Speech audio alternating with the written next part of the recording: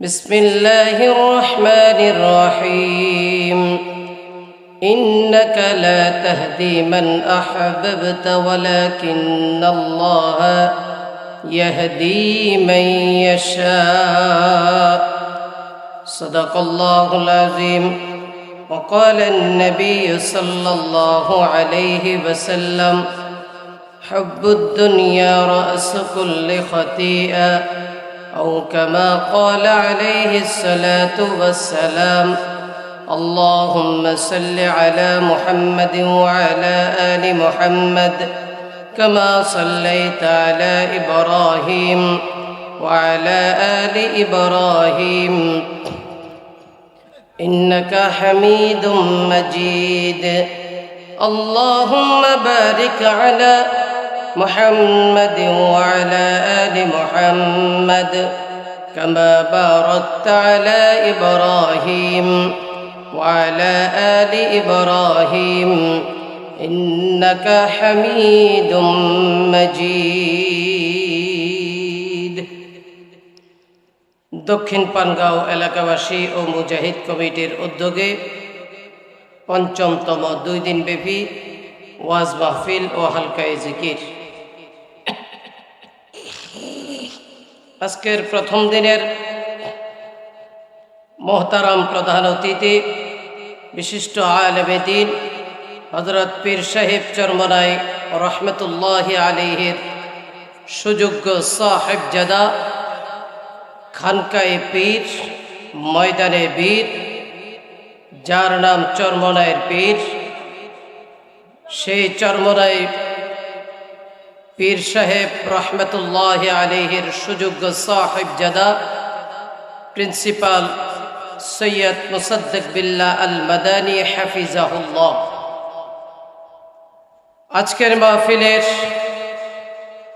মোহতারাম সভাপতি, আপনাদের অত্র মসজিদের সুনামধন্য ইমাম ও খতিব হযরত মাওলানা নাজমুল হক হাফিজাহুল্লাহ সহ মঞ্চে ময়দান জুড়ে দেশ জাতি ধর্মের ক্লান্তি লগ্নে অকুতবহয় নির্ভীক সৈনিক, জাতির রাহবার, জাতির সরদার হযরত উলামায়ে কেরাম, মুরব্বিয়ানে আযম, সমাবয়সী আমার যুবক বন্ধুরা, স্নেহের শিশু কিশোররা, পর্দার অন্তরালে আবেদা সালেহা আমার দ্বীনী বোনেরা, সকলের প্রতি আন্তরিক মোবারকবাদ জ্ঞাপনার্থে শুকরিয়ার স্বার্থে সকলেই মিলে আওয়াজ তুলি দিল থেকে মোহাব্বতের সাথে আমরা প্রত্যেকেই পড়ি আলহামদুলিল্লাহ। যে পরিমাণে আওয়াজ দিয়েছেন মোটামুটি প্রথম দিনের জন্য হিসেবে আওয়াজ ঠিক আছে, তবে যেহেতু পীর সাহেব হুজুর আসবেন সেই হিসাবে পীর সাহেবের আগে যে আওয়াজটা দেওয়া দরকার সে আওয়াজটা এখনো হয়নি। অতএব গলা ছেড়ে কণ্ঠ ছেড়ে শুকরিয়া আদায়ের স্বার্থে প্রত্যেকেই পড়ি আলহামদুলিল্লাহ। প্রশংসা করলাম কার? আরো আসতে বলেন, প্রশংসা করতে হবে কার? বাড়ি নাই কার কাছে চাবো? গাড়ি নাই কার কাছে চাবো? অসুস্থ আছি সুস্থতা চাইবো কার কাছে? অন্যেরে মারার জন্য পিস্তল নাই চাবো কার কাছে? এটাও আল্লাহর কাছে। আরেকজনের মারার জন্য বলে পিস্তল আল্লাহর কাছে চাইব। তবে হ্যাঁ, যখন আমরা দেখব আল্লাহর বিরুদ্ধে কেউ কথা বলেছে,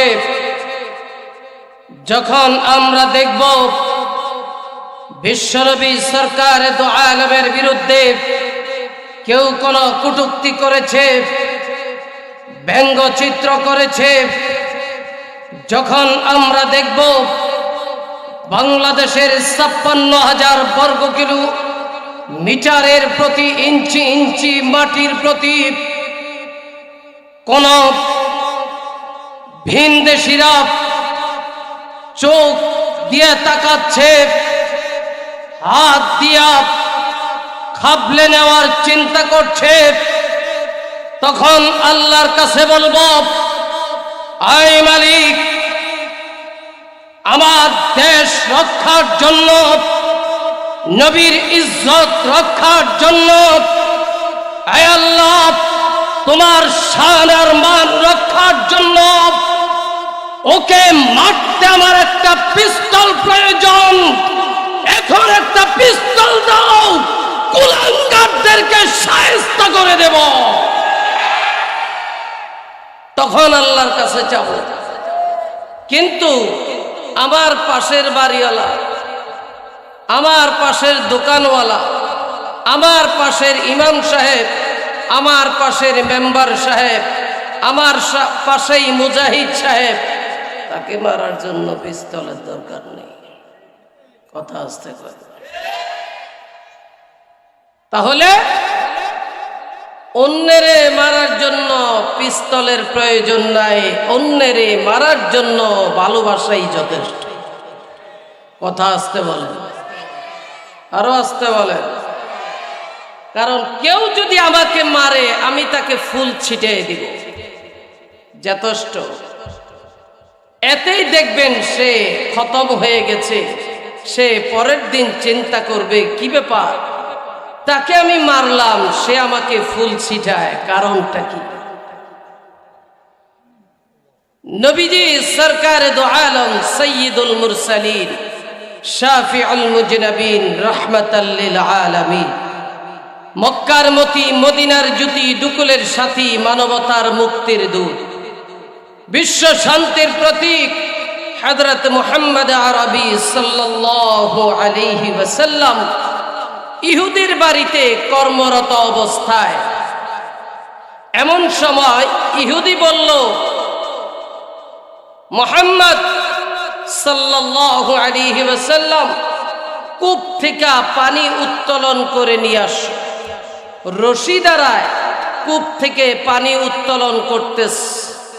এখন পানি উত্তোলন করতে গিয়ে রশি ভিজতে ভিজতে দুর্বল হয়ে বালতি রশি ছেড়ে নিচে পড়ে গেছে কূপের ভিতরে।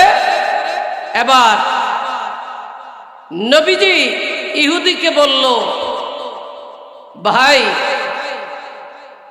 পানি উঠানোর সময় রশির দুর্বলতার কারণে রশি ছিঁড়ে গেছে, বালতি নিচে পড়ে গেছে। এই কথা যখন বলছে, ইহুদির বাচ্চা, আপনার আমার নবী বিশ্ব মানবতার নবী, সমস্ত নবীদের নবী, নুরানি চেহারার ভিতরে ইহুদির বাচ্চা থাপ্পড় মেরেছে। আপনার আমার নবী কিছুই বলে নাই, হাতটা নিয়া আস্তে করে মালিশ করতেছে। ভাই, আপনি যে আমাকে মেরেছেন, আপনি কি ব্যথা পেয়েছেন? আল্লাহু আকবার বলবেন না? আপনি যে আমাকে মেরেছেন, আপনি কি ব্যথা পেয়েছেন? কত বড় কথা! এমন সময় ইহুদি বলে, সেব দিয়া সিরা ভিজে না, নরম কথায় আমার মন গলে না, বালতি উঠাইয়া দাও। ইহুদি বহু রশি নিয়ে আসছে, এনে রশি ছাড়ে আর বালতি নিচে যায়, রশি ছাড়ে বালতি নিচে যায়। আর আপনার আমার নবীকে এবার বলল, বালতি তুমি ফেলেছ, তুমি বালতি উত্তোলন করে দাও। আপনার আমার নবী বিশ্ব নবী শুধু হাতটা দিলেন কূপের ভিতরে, হাত দিতে দেরি হয়, ইহুদি চর্মচক্ষু দ্বারা দেখতেছে বালতি পানি ভর্তি সহ নবীজির হাতের কাছে এসে ঝুলতেছে। আরো আসতে বলেন, না না, আরো আসতে বলেন।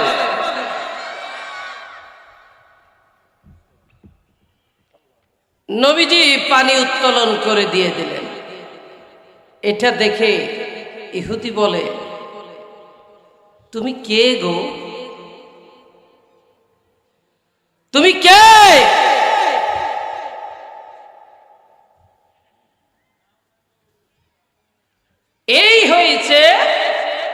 কেউ বিরোধিতা করলে তাকে তার বিপরীতে মারতে হয় না, ফুল ছিটিয়ে দিতে হয়।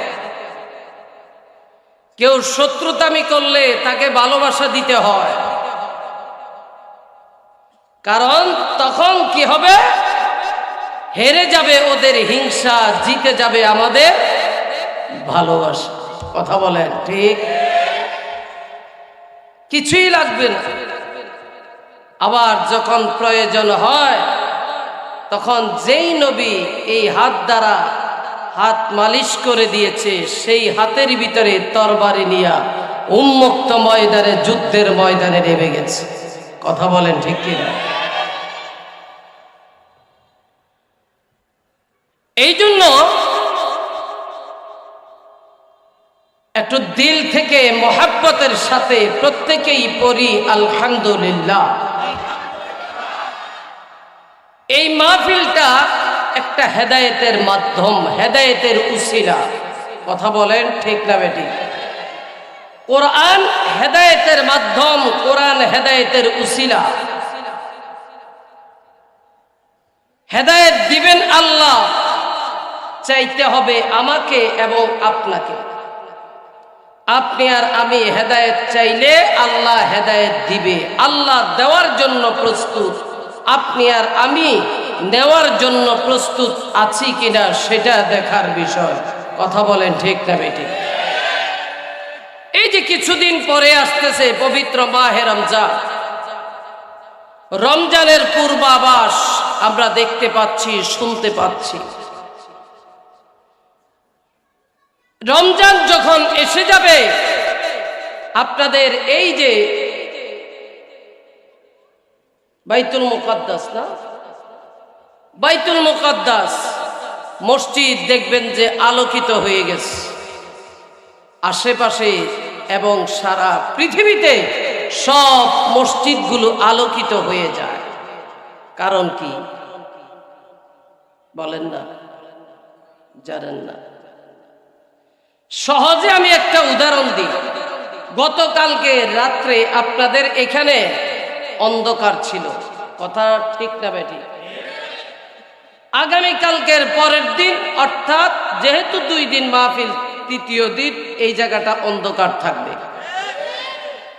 আজকে এবং কালকে আলোকিত হওয়ার পিছনে কারণ কি, উসিলা কি, মাধ্যম কি? একমাত্র এখানে কোরআন এবং সুন্নাহ হাদিসের হবে বয়ান, এই জন্য আলোকিত হয়ে গেছে। কথা কম।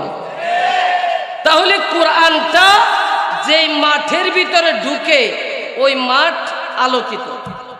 এই কোরআনটা যে ঘরে ঢুকে, ওই ঘরটা আলোকিত।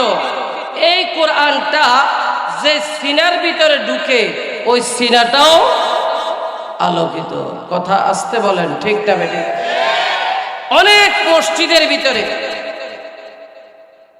নতুন প্রজন্মের হাফেজ সাহেবরা তেলাওয়াত শুরু করবে। তার তেলাওয়াত শোনার জন্য বহু দূর দূরান্ত থেকে মানুষ চলে আসে না নেই? কারণ এই মতো বাচ্চা আপনার ঘরেও আছে, পরিবারেও আছে, সমাজেও আছে। তাদেরকে কেউ আদর করে না, ভালোবাসে না। ওই বাচ্চারে কেন আদর করে, ভালোবাসে? কারণ একটাই, তার সিনার ভিতরে আছে কি? কথা বলে? এ একটা মাত্র কারণ। এবং যেই মাসে এই কোরআনটা নাজিল হয়েছে, ওই মাসটাও থাকে আলোকিত। কথা বলেন ঠিক? এবং যে রাত্রিতে এই কোরআনটা নাজিল হয়েছে, ওই রাত্রিটাও থাকে আলোকিত। কথা আসতে বলেন। ইন্না আনজালনাহু ফি লাইলাতিল কদর শাহরু রমাদানাল্লাযী উনজিলা ফীহিল কুরআন।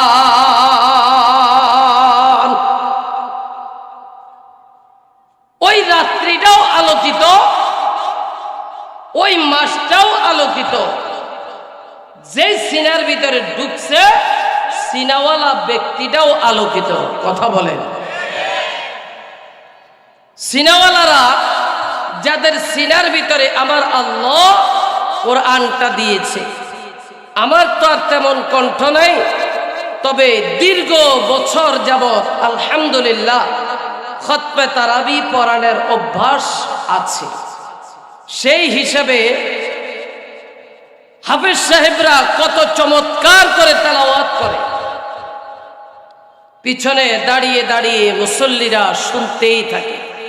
খাঁটি মুসল্লিরা প্রথম দিন যে ঢুকে 27 তারিখের আগ পর্যন্ত, খতম হওয়ার আগ পর্যন্ত যেখানে যাক খুঁজে যে খতম তারাবি কোথায় হয়।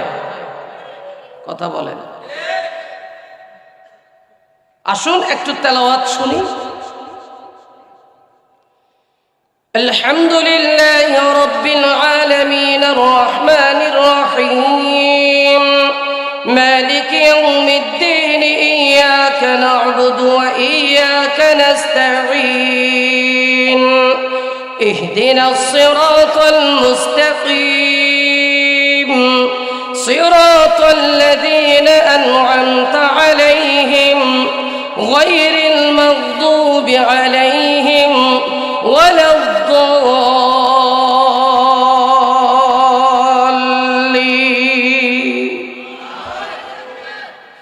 ألف لام ميم ذلك الكتاب لا ريب فيه هدى للمتقين الذين يؤمنون بالغيب ويقيمون الصلاة ومما رزقناهم ينفقون।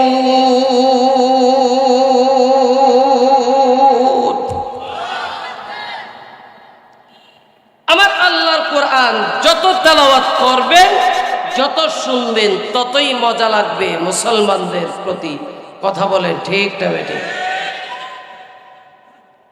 মাইকম্যান ভাই রিভাবটা একটু বাড়ায় দিয়া।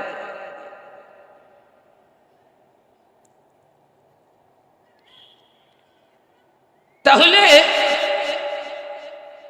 আমার আল্লাহ সুবহানাহু ওয়া তাআলা এই যে আজকে আপনাদের জন্য, আমাদের জন্য, অত্র এই এলাকা পানগাঁও, কাজিরগাঁও মাইকের আওয়াজ যতদূর যাচ্ছে, এদের সবার জন্য কিন্তু একটা হেদায়েতের মাধ্যম এই কোরআনের বাগান। কথা বলেন, কিন্তু এই বাগানটা পাওয়ার পরেও অনেকে এটার মূল্যায়ন করে না। মাইকের আওয়াজ যায় কিন্তু আসে না। অনেক দিন ধরে পাবলিসিটি করা হয়েছে, আসে না। চিন্তা করে এখানে গেলে তো তেমন কোনো ফায়দা নেই, কারণ তারা বসে আছে নগদ যা পাও হাত পেতে নাও, বাকির খাতা শূন্য থাক। তারা ওই চিন্তা চেতনা নিয়ে বসে আছে। বলেন, যদি আজকে এই জায়গার ভিতরে জান্নাতি মেলা না বসে যদি জাহান্নামী মেলা বসতো, যদি কোনো নর্তকী আসতো, তাহলে লোক কি 1 জন না আরো বেশি? আসতে বললেন কেন? 1 জন হতো না আরো বেশি হতো? যদি বাউল গানের আসর হতো, হ্যাঁ, যদি মনে করেন ওই যে আজ থেকে 14-15 বছর আগে একটার বলে ফাইটটা গেছিল, যদি ওইটা আইতো, কথা কয় না, একদল আইতো দেখতে, একদল আইতো শুনতে, আরেক দল আইতো ওরে পিটাইতে। কথা আসতে কথা। গতকালকে চট্টগ্রাম দেখলাম, আরে কার পিছনে দৌড়াইছে, বিয়া বাড়িতে যাইয়াও শান্তি নেই, খাইতে গেছে বিয়া, এই বিয়ার আসরের ভিতরে দইরা আরে কিল কোনি লাতি উষ্টা মাইরা হেয়ার পরে দইরা দিয়ে যা মোল্লা ঘরে যে হেরা রাখছিলি হেরা যা 14 শিকার ভাত খা। বিয়া খাইতে যায়ও শান্তি নেই, কথা আসতে বলেন।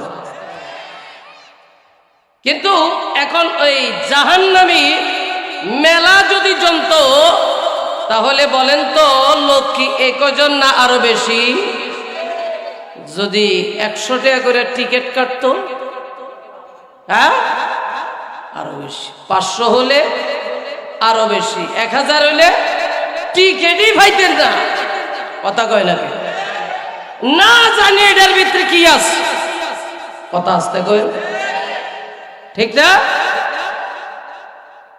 তখন এলাকার মাতবর, মেম্বার, যেটি ওই যে সংসদ ভবন চিনেন, আমি তো প্রায় বলি, আজকেও বলি, আমাদের বাংলাদেশের প্রতিটা চায়ের দোকান এক একটা সংসদ ভবন, কথা কয়, প্রতিটি চায়ের দোকান এক একটা সংসদ ভবন।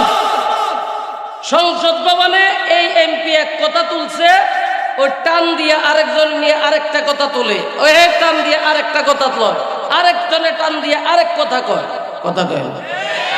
চার দোকানে ফজরের পর থেকে শুরু করে রাতের 12টা পর্যন্ত ওরে সংসদ ভবন রে, সারা দিন এই হুজুর এটা করছে, ওই হুজুর এটা করছে, মেম্বারে এটা করছে, মেম্বারের মেম্বারগিরি শেষ, চেয়ারম্যানের চেয়ারম্যানগিরি শেষ, এমপির এমপিগিরি শেষ, মন্ত্রীর মন্ত্রীগিরি শেষ, প্রধানমন্ত্রীর প্রধানমন্ত্রী শেষ, মুয়াজ্জিনের চাকরি শেষ, ইমামের ইমামতি শেষ, খতিবের খতিবগিরি শেষ, বক্তার বক্তাগিরি শেষ, সব শেষ। এবারটা বইয়ে রয়েছে চার দোকানে, কথা কয় না, কথা কয় না। হ্যাঁ, সংসদ ভবনের কথা শেষ নাই, কথা আসতে কইন, ঠিক? তাহলে প্রতিটি চায়ের দোকান এক একটা কথা সহজে বুঝার জন্য বলতেছি। এক লোক স্বপ্নে দেখছে, কষ্ট হয় আপনাকে?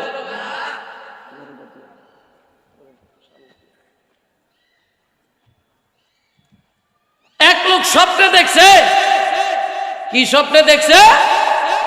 মৃত ব্যক্তি কবরের তে উঠে আইসা ডাকতেছে, আয় আয় আয়। এই লোকটা সকালবেলা ঘুম থেকে উঠতেই ফালাফালি শুরু করছে, কই যামু কই যামু, কোথাও যায় না, যাই ঘুমের থেকে উঠতেই বউরে কইতাস, আমি আজকে দেখলাম এই 2 দিন আগে যে আমার এক স্বাস্থ্য ভাই মারা গেছে, এই কবরের তুই উঠাই আমার ডাকতাস, কাফন লইয়া ডাক দিয়া কয়, তাই তুমি শেষ? বউ কি কয়, তুমি শেষ, তোমারও ডাকতাছে। মাথা গেছে হট, করতাছে ছটফট, গেছে চায়ের দোকান, বেটা 3 বেটা বইয়া বইয়া চা খাইতেছে। এখন ওখানে যাইয়া যখন কথাটা উঠেছে, কয় ভাই আমি শেষ। কয় কি সে? কয় আমি কালকে রাত্রে স্বপ্নে দেখছি স্বাস্থ্য ভাই যে মারা গেছে, এ কাফনের কাপড় লইয়া এসে আমার ডাক্তার। এখন এমন সময় যে 3টা যে 4 কাপ লইছিল, 4 কাপ থুয়ে দিছে দৌড়। কি হয়েছে? কয় বেটা শেষ, মরে গেছে, সব মরে গেছে। এ বেটা যে কেতলি লইছিল, কেতলি থুয়ে দিস দোকানদারে। এমতো অবস্থায় পুরা এলাকার ভিতরে খবর হয়ে গেছে সলিমুদ্দিন এবার শেষ, শেষ, ও মরে গেছে, ওরে যাইব গা, এই 2-1 দিনের ভিতরে যাইব গা। পুরা এলাকা খবর হয়ে গেছে, সবার, পুরা এলাকা সবার রান্না বান্না বন্ধ হয়ে গেছে। দেখেন কি ব্যস্তা লাগাইছে। এমতো অবস্থায় এই যাইয়া মসজিদের ইমাম সাহেবের কাছে, আপনাকে হুজুরের কাছে যাইয়া কইতেছে, হুজুর তওবা তাইলে করে দেন। কয় কি হয়েছে? কয় হুজুর স্বপ্নে দেখছি যে আমার যে স্বাস্থ্য ভাই মারা গেছে, হে আমারে ডাক্তার, তা আমি তো মরে যাব, শেষ। হুজুরে এবার হাসি দিয়ে কয়, আরে অজাগায় যদি কিয়ামত পর্যন্ত তেল ডালেন কাম হবে না, জাগা মতে তেল দিতে হবে, জাগা মতে, কথা কয়। তেলা মাথায় তেল মারিয়া ফায়দা নাই যে লুটিয়া, তেল বিনা চলে না দুনিয়া। ও কথা কয় না ঠিক না বেটি? হুজুরে কয় আপনার আত্মীয়র ভিতরে কেউ কি জেলখানা আছে? কহ হুজুর। বাইরে আপনি যে স্বপ্নে দেখছেন এটা তাবির হয়েছে। আপনার ওই এক আত্মীয় যে জেলখানা আছে কেরানীগঞ্জে, এত বছর ধরে মুক্তি পায় নাই, এবার 14 দিনের মাথায় বিয়ে কইরা 14 দিনের মাথায় যে জেলখানায় ঢুকছিল, আজকে 14 বছর পরে জেলখানাতে বাইর হইতে আছে। এবার 14 বছর পরে জেলেতে বাইর হইতে আছে। এবার বউ এখনো ওই জামাইয়ের লেগে অপেক্ষা করা বয়ে রয়েছে, হে বাইর হইতে আছে। এই জন্য বাইরে সবাই আগে আপনার সাথে দেখা করবে, এইটাই আপনারে দেখাইছে। এবারটা হুজুর হাসাই গেছে, কহ বেটার কি একটা দম ফিরাইছে। কয় রে আমি যে স্বপ্নে দেখছিলাম এটা তাবির তো, এইটা তো তুমি সাত দোকানে যে কইছো কা? বউ এবার পাপল, আমি যে তোর কাছে আগে কইলাম, আমার কাছে কাউকে হুজুরের কাছে আগে কইতে পারলা না? কথা কয় না। মাসালার দরকার হইব, হুজুরের কাছে যায় না। হেদায়েতের রাস্তা কোন জায়গায়, ওখানে যায় না, যাই এই সাত দোকানে ফতুয়া বিক্রি করে। কথা কয় না। ফরিদাবাদে পড়ছি, মুফতি আবু সাইদ সাহেব হুজুর কয় বাবা রে ফতুয়ার লাগে এখন আমগো কাছে আহে না। কয় দেখবি গুলিস্তান, জুরাইন, সদরঘাট এই গরমের সিজন আইলে ডাইকা ডাইকা বেছে। কয় ফতুয়া নিবেন 50 টাকা, জোড়া নিবেন 80 টাকা। কয় এর নাম ফতুয়া। কয় গাই দিয়ে আডে। কয় কি গাই দিছেন? কয় ফতুয়া। কথা কয় না। কি গাই দে? ফতুয়া গাই দিয়ে হাঁটে। কথা কয় না ঠিক না বেটি? আমার ভাইরা, আজকে আলোচনা করবে পীর সাহেব চরমনাই রহমতুল্লাহ আলাইহির সুযোগ্য সাহেবজাদা। তার আগে আমি যোগালী হিসেবে দুই একটা কথা বলি। হেদায়েতের মালিক একমাত্র একজন, তিনি কে? বিশ্বনবী সরকারে দু আলমের উম্মতদের ভিতরে সবচাইতে লম্বা হায়াত পেয়েছে কে? বলতে পারবে না অনেকেই। বিশ্বনবীর সাহাবীদের ভিতরে সবচাইতে দীর্ঘ হায়াত পেয়েছিল কে? অনেকে বলতে পারবে না ওলামায়ে কেরাম ছাড়া। আল্লাহর নবীর জলিলে কদর একজন সাহাবী, নাম তার হযরত সালমান ফারসি রাদিয়াল্লাহু তাআলা আনহু। তার বাপ ছিল মূর্তি পূজারক। শুধু তাই নয়, পূজা মণ্ডপের মালিক ছিল। মালিক থাকা অবস্থায় যখন মারা যায়, এই মালিকানাধীন সালমান ফারসিকে বানায়া দিয়েছে হযরত সালমান ফারসি রাদিয়াল্লাহু তাআলা আনহু। এবার আস্তে আস্তে করে এখান থেকে এবার স্থানান্তর হচ্ছে, মালিক পরিবর্তন করতেছে। তাওরাত কিতাবের গণকের কাছে শুনেছে, পণ্ডিতের কাছে শুনেছে, শেষ জামানায় মুহাম্মদ আরবি সাল্লাল্লাহু আলাইহি ওয়াসাল্লাম দুনিয়াতে আগমন করবে। তিনি সমস্ত বাতিল ধর্মের উপরে সত্য ধর্ম প্রতিষ্ঠার আন্দোলন করে যাবে। তাকে পাওয়ার জন্য খাঁটি ইমানদারেরা পাগল হয়ে যাবে। তিনি একমাত্র সত্য মানুষ, সত্য ব্যক্তি, সত্য নবী। এই ছাড়া আর কেউ সত্যবাদী হতে পারে না। আপনার আমার নবীর সোহবত পাওয়ার জন্য হযরত সালমান ফারসি রাদিয়াল্লাহু তাআলা আনহু একটা নয়, দুইটা নয়, 9টা মালিক পরিবর্তন করে নবম মালিকের অধীনস্থ যখন গিয়েছে, ওখান থেকে এবার চলে গেল। হঠাৎ করে একদিন বিশ্ব নবীর দরবারে হাজির হয়ে গেছে। নবীজির দরবারে হাজির হয়ে ডাক দিয়া বলতেছে, ইয়া রাসূলুল্লাহ, ইয়া হাবিবাল্লাহ, আমি পারস্যে থাকি, আমার নাম হয়েছে সালমান। আমি এতদিন পর্যন্ত অনেক মালিকের গোলামি করেছি, আর কোন এই সমস্ত পূজা মণ্ডপের যাদের একাধিক একমাত্র এক আল্লাহর গোলামি করতে চাই, সেই জন্য আপনার কাছে চলে আসছি। আপনি আমাকে পড়িয়ে দিন লা ইলাহা ইল্লাল্লাহু মুহাম্মাদুর রাসূলুল্লাহ। আল্লাহু আকবার বলে। নবীজি ডাক দিয়া বলে, এই তুমি মুরব্বী মানুষ, পারবা? ইয়া রাসূলুল্লাহ, পারবো, কিন্তু আমি বর্তমানে এক মালিকের গোলামি করি, তার থেকে আমাকে আজাদ করে নিয়ে আসেন। নবীজি বললেন, তাই? হ্যাঁ। যাও, তুমি যেহেতু ঈমান আনছো, তাহলে তোমাকে আমি আজাদ করে দিব ইনশাআল্লাহ। এবার তার কাছে গিয়া বলো সে কত টাকার বিনিময়ে তোমাকে আজাদ করবে। ইহুদির মালিকের কাছে চলে গেছে হযরত সালমান ফার্সি রাদিয়াল্লাহু তাআলা আনহু। তার কাছে গিয়া বলতেছে, এই মালিক, মালিক। আজকের আওয়াজটাই ভিন্ন। আল্লাহু আকবার বলে। মালিক, কত টাকা হলে আপনি আমাকে আজাদ করবেন বলেন? এমন সময় ডাক দিয়ে বলতেছে, কিরে গোলামের ভূত গোলাম, তোর আওয়াজে তো বাইরে গেল, কারণটা কি বলেন তো?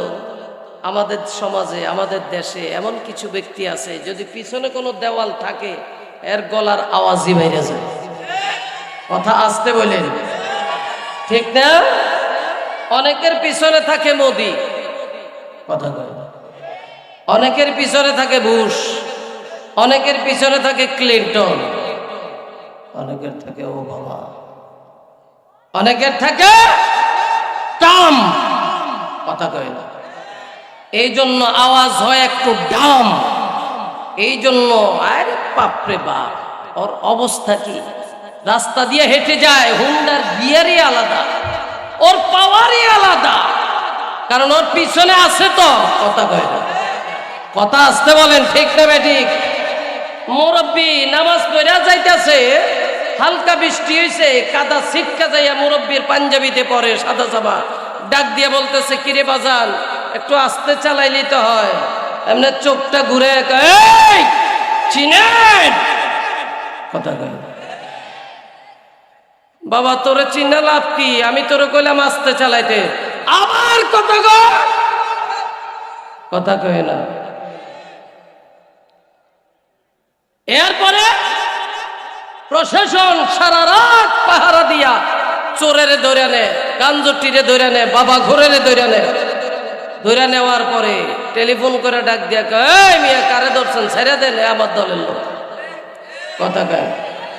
আমার বন্ধু মরহুম আইনুদ্দিন আল আজাদ রহমতুল্লাহ আলাইহি তিনি বলছিলেন, মামা খালু এমপি মন্ত্রী যদি হয় আমার, হাজার খুনের খুনি আমি, সাধ্য কার বাবার, আমায় ধরিবার তরে যদি কেউ সাহস করে, চাকরি যাইব জনমের লাগিয়া রে, চাকরি যাবে জনমের লাগিয়া। ঠিক না বেটি? শেষে ওসি এসপির চাকরি লইয়া টানাটানি, সময় অল্প, বেশি নয় গল্প। ডাক দিয়া বলে, মালিক কতদিন মরে তুমি আমাকে নাজাত দিবা, আমাকে আজাদ করবা, বলো বলো। ডাক দিয়া বলে, কি ব্যাপার, এত আওয়াজ পাইলি কই? আমার নবী মুহাম্মদ রাসূলুল্লাহ সাল্লাল্লাহু আলাইহি ওয়াসাল্লাম তিনি আমাকে ঘোষণা দিয়েছে, যত দেন মোহর চাও, যত টাকা চাও, যত মুদ্রা চাও, যা কিছু চাও না কেন আমাকে আজাদ করে দিবে। আচ্ছা তাই নাকি? বিশ্ব নবীর নাম শোনার পরে ইহুদির বাচ্চার মাথা থেকে পাও পর্যন্ত লাল বর্ণ হয়ে গেল, চোখ দুটা টকবক করতেছে। কয় ঠিক আছে, তোমাকে আজাদ করে দিব। সালমান ফার্সির বয়স হয়েছে 120। এমত অবস্থায় ডাক দিয়া বলে, যাও যাও, তোমার নবীরে ঘোষণা করে জানায় দাও, আমাকে 300 গাছ দিতে হবে, খেজুর গাছ। এই 300 খেজুর গাছ যতদিন দিবে, দেওয়ার পরে গাছগুলো রোপণ করবে। এই 300 খেজুর গাছ লেডিস হইতে হবে, পুরুষ হইলে হবে না। এই 300 গাছ খেজুর হইতে হবে। কোন গাছে যদি খেজুর না ধরে হবে না।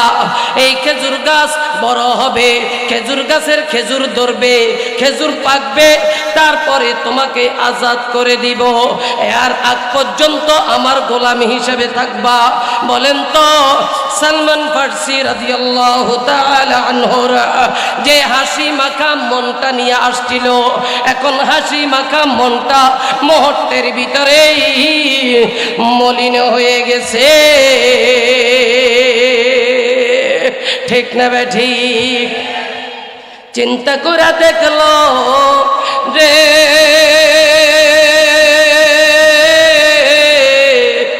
আমি কত 120 বছর হায়াত হয়ে গেছে, আর কতদিন এই বা বাঁচবো? অতএব কবে আমি বড় হব, কবে গাছ বড় হবে? আর 300টা খেজুর গাছ লেডিস হইতে হবে, এর ভিতরে আবার জন্ডিস হইলে হবে না। এই কথাগুলো দুনিয়ার কেউ দেখে না, কেউ শুনে না, কিন্তু একমাত্র একজনই দেখে, একজনই শুনে, তিনি কে? وَإِن تُبْدُوا مَا فِي أَنفُسِكُمْ أَوْ تُخْفُوهُ يُحَاسِبْكُم بِهِ اللَّهُ।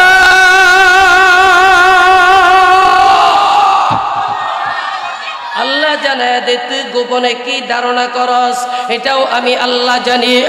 আমার আল্লাহ ইহুদির বাচ্চারে টার্গেট করে এবার আমার আল্লাহ জানায় দে ওয়া মাকারু ওয়া মাকারাল্লাহ আল্লাহু খায়রুল মাকিরিন। আমার আল্লাহ হইছে উত্তম কৌশল অবলম্বনকারী। এ পানগাঁও কাজিরগাঁও এলাকার বাইরা, আমার মুরব্বী বাবারা, এবার তো অবস্থায় হযরত সালমান ফার্সি মনটা মলিন হয়ে গেছে, যাইতেছে আল্লাহর নবীর কাছে। আল্লাহ তার আগে আগে জিবরাইলকে পাঠিয়ে দিয়েছে। জিবরাইল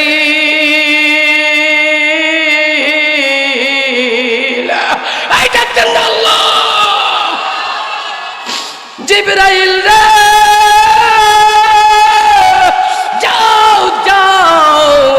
আমার বন্ধুরে গিয়ে আমার সালামটুকু পৌঁছে দাও।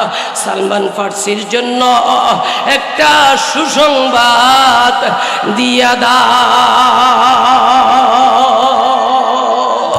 হযরত সালমান ফার্সি রাদিয়াল্লাহু তাআলা আনহু এবার নবীজির কাছে আসছে, মনটা মলিন হয়ে গেছে, চোখ দিয়া টপ টপ করে পানিগুলো পড়তেছে। আমার নবী ডাক দিয়ে বলে, রে সালমান, আপনি কেন কাঁদতেছেন? আপনি কেন কাঁদতেছেন? ডাক দিয়ে কয়, নবী গো,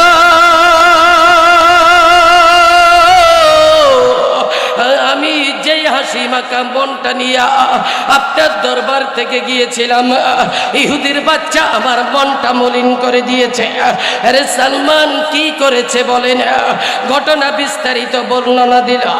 আল্লাহর নবী জানায় দিয়েছে, রে সালমান, আমার আল্লাহ তোমার জন্য সুসংবাদ দিয়ে দিয়েছে।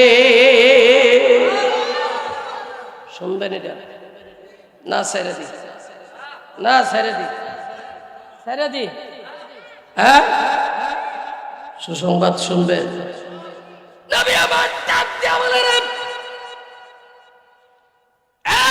সালমান, আল্লাহ আপনার হায়াত বাড়াইয়া দিয়েছে আরো দ্বিগুণ। সুবহানাল্লাহ। আরে মিয়া, কালকে না মাহফিল মমিন সিং, আজকেও কি মমিন সিং ওয়াজ করিয়েন? চিল্লে এখন যেটা কয় নাই এটা মনে হয় এই দলের লোক। চিল্লে এখন সবাই হয় না। এই আগে শিশুরা কও, এরপরে কিশোরেরা, তারপরে তরুণরা, এরপরে যুবকরা, এবার অবিবাহিতরা, এই বিবাহিতরা। একসাথে কোন তো ডাইনে বামে যেটার মুখ লড়ে নাই ওইদিকে তাকায় এখন সুবহানাল্লাহ। ডাক দেওয়া সালমান, আমার আল্লাহ তোমার তোমার জন্য তোমার বয়স আরো দ্বিগুণ বাড়াইয়া দিয়েছে। বয়স এখন রানিং কত? 120, আরো 2 গুণ যদি বাড়াইয়া দে কত?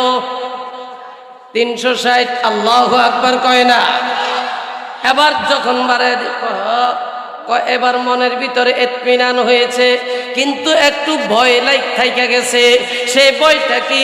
এখন ও যে কইলো 300টা গাছই লেডিস হইতে হবো, 300টা গাছের ভিতরে খেজুর ধরতে হবে, কিন্তু এখন 300টা গাছ আবার খেজুর হইব কিনা? ডাক দিয়া কয়, সালমান, ওই দায়িত্ব তোমার না, ওই দায়িত্ব আমার আল্লাহ।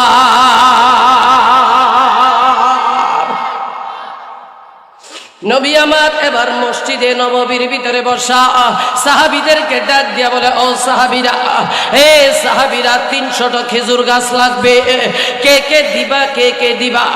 এমন সময় হযরত ওসমান বাম দিক থেকে দাঁড়াইয়া ডাক দিয়া বলে, ইয়া রাসূলুল্লাহ, ইয়া হাবিবাল্লাহ, 300 খেজুর গাছের যত দাম হয় আমি ওসমান একাই দিয়ে দিব। এবার 300টা খেজুর গাছের ব্যবস্থাও হয়ে গেল। নবী আমার ডাক দিয়া বলে, যাও ইহুদির বাড়িতে খবর দাও, ইহুদি খেজুর গাছের ব্যবস্থা হয়েছে, এবার কোন জায়গায় লাগাইতে হবে জায়গা দেখায়া দাও। এবার জায়গাটা দেখায়া দিয়েছে। নবী আমার সাহাবীদেরকে ডাক দিয়া বলে, সাহাবীরা রে,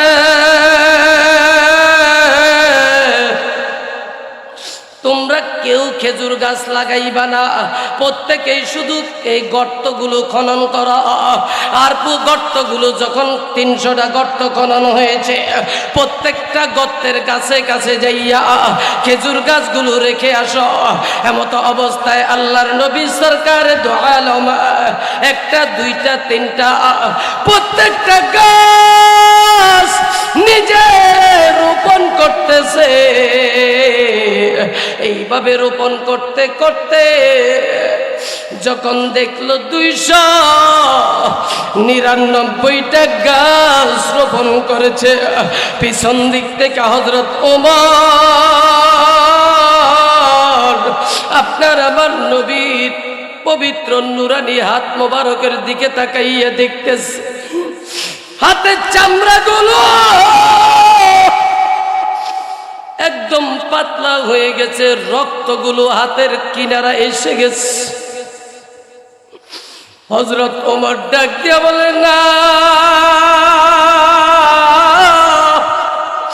আমার নবীর রক্ত প্রবাহিত হলে আমি সহ্য করব না। ডাক দিয়া মনে মনে ভাবতেছে, কি ব্যাপার, আমার নবী আমাদেরকে বললেই তো পারত, কিন্তু আমার নবী কেন গাছগুলো নিজে রোপণ করলেন? এমত অবস্থায় হযরত ওমর দেখলো আরেকটা খেজুর গাছ বাকি। হযরত ওমর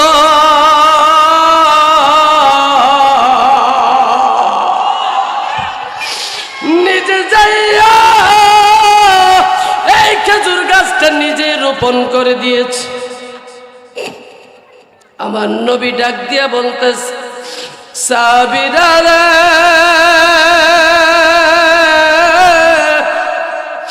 খেজুর গাছ লাগানো কি কমপ্লিট হয়েছে কিনা, শেষ হয়েছে কিনা? ডাক দিয়া বলে, ইয়া রাসূলুল্লাহ, ইয়া হাবিবাল্লাহ, খেজুর গাছ লাগানো শেষ, এখন অমুকে একটা লাগাইছে, এটা তো আর বলার প্রয়োজন নাই। এমত অবস্থায় আমার নবী এই বলল, ইহুদিরে ডাক দাও। এবার ইহুদিরে ডাক দিয়েছে। ইহুদি আইসা দেখলো 300টা খেজুর গাছ লাগাইয়া দিয়েছে। এমত অবস্থায় আপনার আমার নবী সরকারে দু আলম এইভাবে মাজা উবুত করে করে যখন খেজুর গাছ রোপণ করেছে, মাজায় ধরে গেছে, ডাইন হাত দিয়া এইভাবে কোমরটা ধরিয়া আপনার আমার নবী ডান দিকে এইভাবে গাছগুলো দেখবে। আমার আল্লাহ ডাক দিয়া বলতেছে, রে গাছ,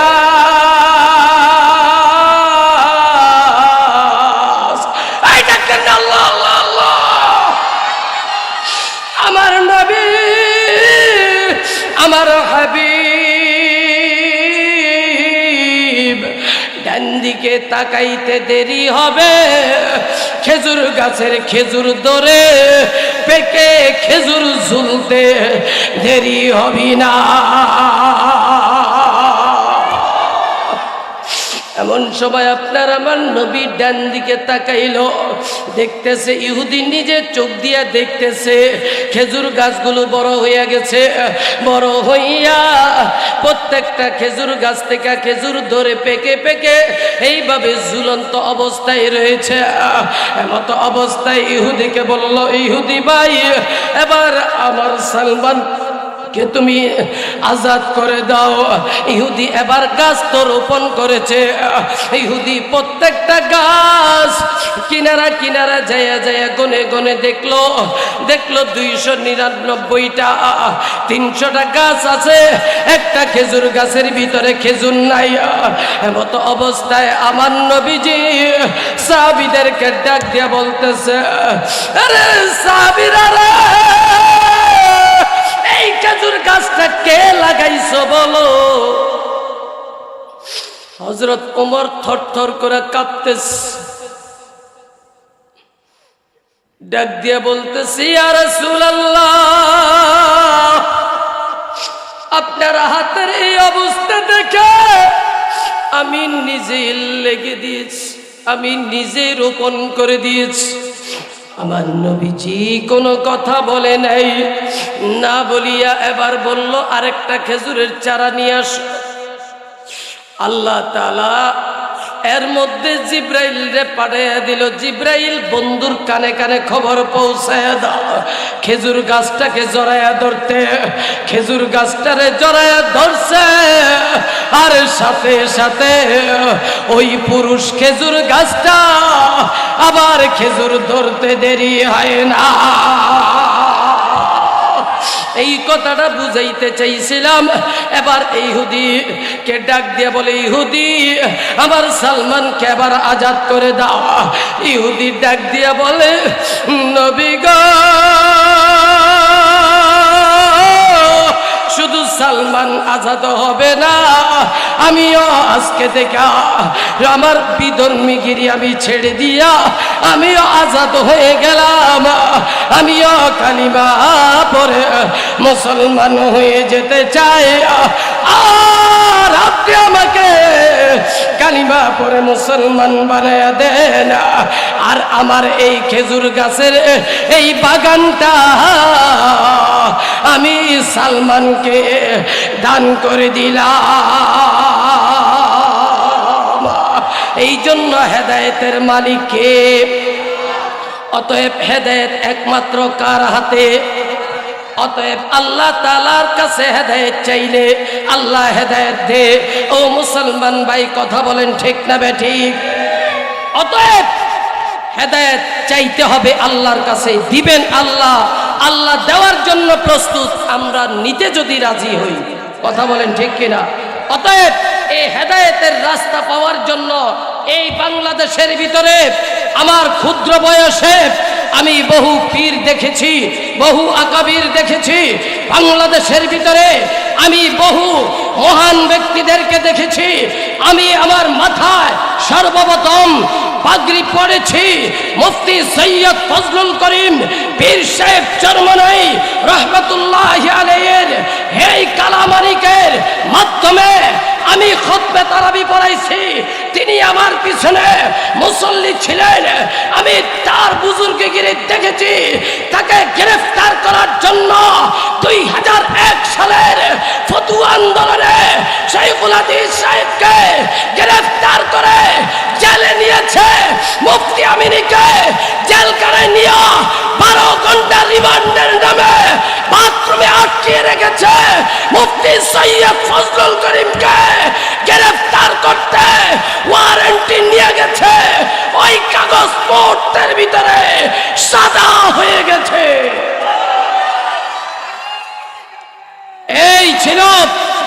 এই ছিল পীর সাহেব চরমনাই। এটা আমার বাস্তবতা দেখা। এই জন্য বলতে চাই, হেদায়েত পাওয়ার জন্য এক একজন এক এক দিকে ছুটে বেড়াচ্ছে। কথা বলেন ঠিক না বেঠিক? কিন্তু আমি বলবো, আমি আজকে পানগাঁও, কাজিরগাঁও সহ সারা বাংলাদেশে বলছি, আমি তাদের প্রচারক নই। আমি বলবো সব দরবারেই তো গিয়েছেন, চরমনাই দরবারেও একবার যান। কথা কয় নাকি? অগ্রহণ শেষ, সামনে ফাল্গুন 18, 19, 20 ওদের 18 তারিখে যাবে। 19, 20, 21 ফেব্রুয়ারি আপনাদেরকে দাওয়াত দিচ্ছি, যাবেন। মুরিদ হওয়া লাগবে না, দেখা চলে আসবেন। কথা কয় না? কি করবেন? দেখা চলে আসবেন, দরকার নাই। কিন্তু আমি তো এতটুকু জানি যে যেই পীর সাহেবকে দেখলে, যেই মুরব্বীকে দেখলে, যে আলেমকে দেখলে, যে ইমামকে দেখলে ভক্তি আসে, শ্রদ্ধা আসে, ভালোবাসা আসে, যার ভিতরে মনে রাখবেন হক্কানি পীর পাওয়ার জন্য 3টা আলামত। হক্কানি পীর পাওয়ার জন্য 3টা আলামত। 1 নম্বরে তার ফরজ ছুটে না, ওয়াজিব ছুটে না, সুন্নতে মুআক্কাদা ছুটে না। কথা বলেন ঠিক না বেঠিক? বন্ডগুলা পাওয়ার জন্য 3টা আলামত। কয়টা? পরনে সালার শট, হাতেতে গাঞ্জার পট, মাথায় হইছে চুলের জট। এই যে বন্ড পীরের আলামত। কথা কয় না? অতএব আমি বলবো পীর সাহেব চরমনাইয়ের কাছে একবার যাবেন, দেখে আসবেন। মুরিদ হওয়ার প্রয়োজন নাই, তবে ওনাদের কাছে গেলে আপনার দাড়ি আসবে, জুব্বা আসবে, 5 ওয়াক্ত নামাজ পড়বেন, পাগড়ি আসবে, বেজেছে দামাবা বাদরে আমাবা, শির উঁচু করে মুসলমান। দাওয়াত এসেছে চরমনাইয়ের ময়দানে, ভাঙ্গা কেল্লায় উড়ে নিশান। আগামীতে হোক এই দেশটা মুসলমান। কথা বলেন ঠিক না? আল্লাহ কবুল করুক, আমিন।